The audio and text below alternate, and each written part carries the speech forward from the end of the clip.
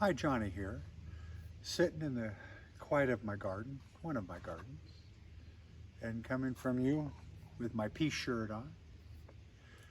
What I want to talk about today, and it's just me and you, is do you suffer with addictive disease?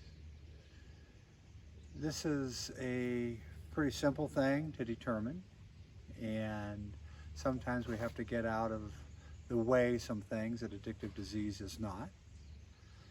So I wanted to just give you a real personal and quiet way to decide if addictive disease is part of who you are.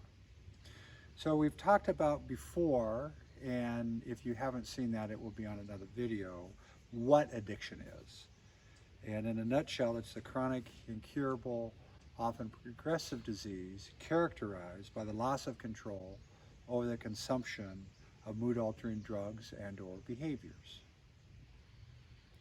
This video is more about, do you have it or not? Do you have that disease?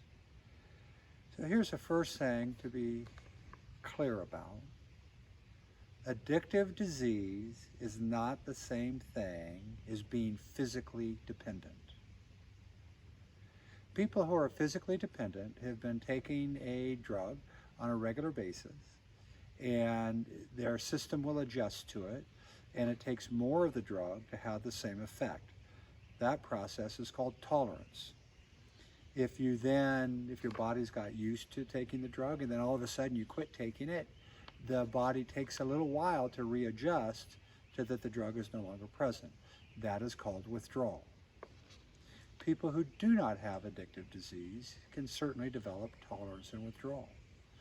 People who are in hospice, people who are suffering in hospitals, people who have chronic conditions may simply need ongoing pain medication. Unfortunately, because folks have misunderstood that taking drugs and even being physically dependent on them, that this somehow equals addiction, people have not been given the medications that they need. So physical dependency is its own phenomena. It by itself does not mean that a person has addictive disease. Often people have been overdiagnosed with addictive disease because they are physically dependent for the reasons I described.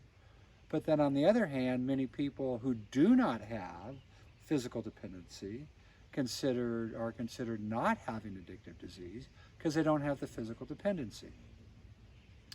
So addictive disease is something that may or may not include physical dependency. Physical dependency may occur in people who are or who are not folks with addictive disease. So we need to take that physical dependency issue and set it aside when we're really looking at trying to figure out if the individual suffers with addictive disease. The other thing that we need to set aside is how much you drink, how much you use, how much you consume. There are people who say, I want to party, they go party, they get ripped, they may drink huge amounts of alcohol or large amounts of drugs. This by itself doesn't really tell us anything about if they have addictive disease or not. The most important criteria, in fact, the criteria to see if someone suffers with addictive disease or not, is loss of control. Now let's be very precise here. I am not referring to intoxicated people doing crazy things. Anyone who gets drunk enough can do some pretty crazy things. I'm not talking about that at all. Loss of control is very specific. It refers to A, people using more than they intended. You got that? People using more than they intended. They meant to have 2 beers. Their plan was to have 2 beers, but they had 10 beers instead. So that's the real crux of the matter. The other part of loss of control is people, because they use more than they intend, they pay a negative consequence for that use that they didn't want to pay. So when we look at loss of control, we have to look at it in the context of a person's life. And to get to that context, we ask what's important. So with most folks, and the list is pretty short, really, of what's important to folks. So what do we have? Family can be important. Children can be important.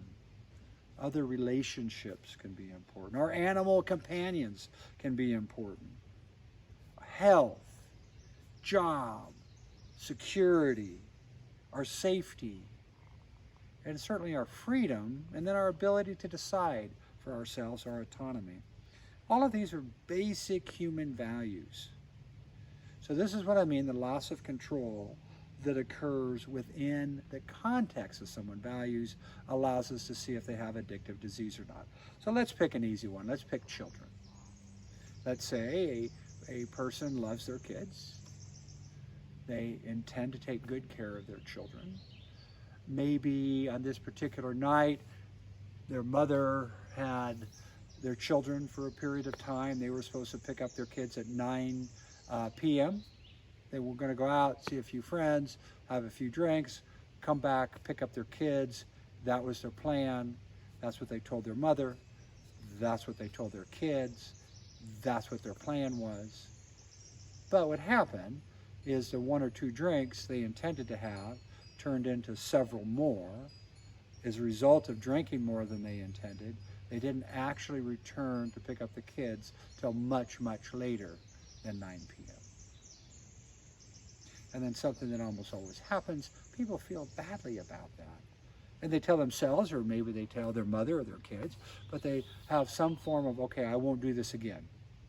Learn my lesson. I swear this will never happen again. Some form of that. Unfortunately, because that is not the part of the brain involved that can keep that promise, sometime in the future they drink more than they intend, and they face a consequence with not being the parent they want to be for those kids. So it's that phenomena, that loss of control within the context of someone's life that allows them to see if they have addictive disease or not. Now, does one of these events necessarily make a person an addict? I doubt it, I don't know. But there's a pattern. And it really comes back down to the individual saying, am I 100% confident that I know when I'm going to start and stop my use of a mood-altering drug or behavior? If it gets away from them 1 out of 10 times, that's not a good sign.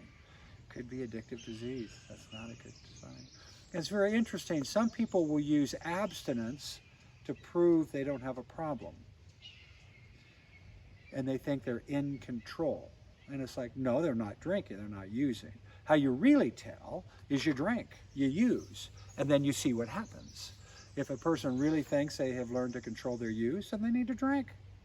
And if they're able to consistently, 100% of the time, say, I need to have 1 or 2 drinks, that's all I'm going to have.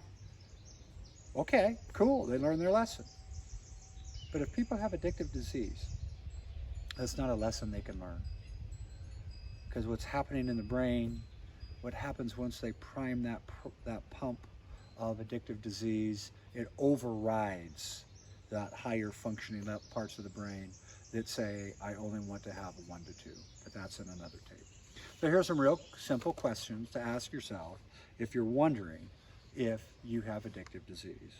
1, do you ever use more than you intend?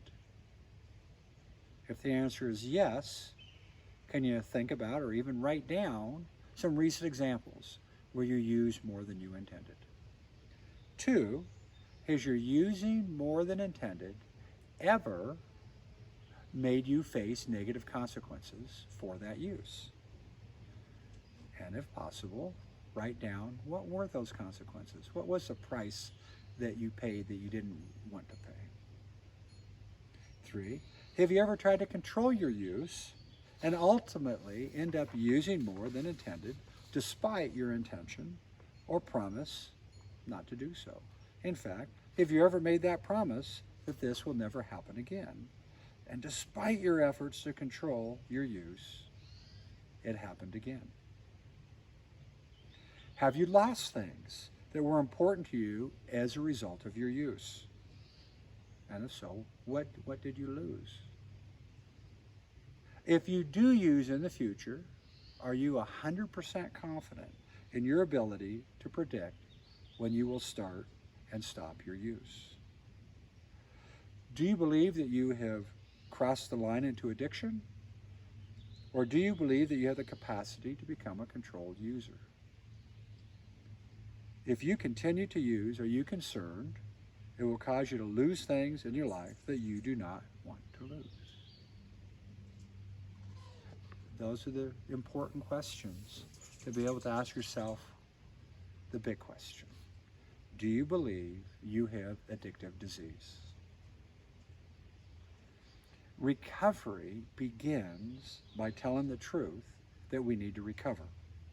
Abstinence is not recovery, and in fact may be used to prove one does not have addictive disease. If someone stops solely as a mean of avoiding some type of negative consequence, eventually that pressure will resolve and their need to remain abstinent will evaporate. So a fundamental issue, if a person is going to move into recovery, is the basic simple question, do they need to be in recovery?